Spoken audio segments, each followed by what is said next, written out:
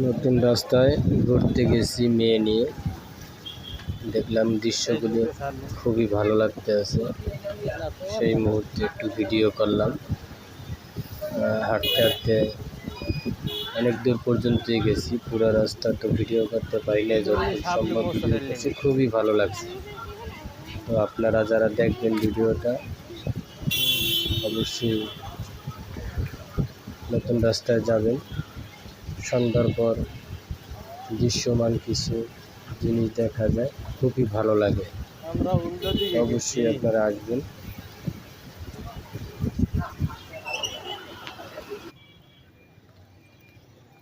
কত দোকান বই দিচ্ছে, হ্যাঁ, হাজার হাজার দোকান করছে আরো।